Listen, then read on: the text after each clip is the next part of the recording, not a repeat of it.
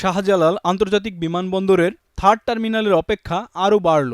প্রায় ১.৫ বছরেও এটি চালু করতে পারল না অন্তর্বর্তী সরকার। বেসামরিক বিমান উপদেষ্টা জানালেন, এই টার্মিনাল চালু হবে নির্বাচিত সরকারের হাতেই। আমাদের থার্ড টার্মিনাল চালু করার জন্য প্রাণান্ত চেষ্টা ছিল। আমি নিজে ব্যক্তিগতভাবে জাপানিজ ভাইস মিনিস্টারের সাথে মিটিং করেছি, আমরা দর কষাকষি করেছি, আমরা চেষ্টা করেছি, বাট আমাদের প্রচেষ্টা সম্ভবত সফল হয়নি।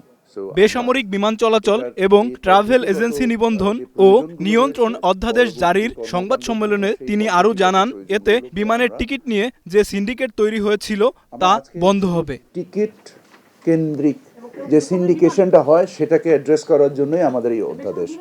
তবে বিমানের যে যাত্রীর হয়রানি, এর যে যাত্রীর অভিজ্ঞতার উন্নয়ন, এটা একটা চলমান প্রক্রিয়া। এই প্রক্রিয়া চালু আছে এবং চলছে।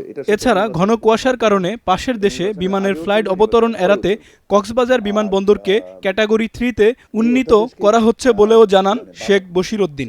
আমরা যদি কক্সবাজারকে ক্যাটাগরি 3-তে উন্নীত করতে পারি, তাহলে আমরা হয়তোবা ফ্লাইট ডাইভার্ট করে কক্সবাজারে নিয়ে যাব।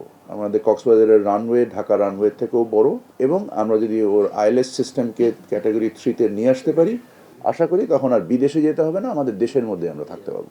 এই অধ্যাদেশ দুটি বাস্তবায়ন হলে বিমান পরিবহন ও ট্রাভেল ব্যবসায় শৃঙ্খলা, আর্থিক স্বচ্ছতা ফিরবে ও জবাবদিহি নিশ্চিত হবে বলেও জানানো হয়েছে এই সংবাদ সম্মেলনে। এই দুটি অধ্যাদেশের মাধ্যমে দেশের বিমান পরিবহন ও ট্রাভেল এজেন্সি খাতে স্বচ্ছতা, সুশাসন ও জবাবদিহিতা নিশ্চিতকরণের পাশাপাশি অভিবাসী কর্মীদের ন্যায্য অধিকার সংরক্ষিত হবে। আইমন সাজিদ, স্টার নিউজ, ঢাকা। এবং আজকে যাদের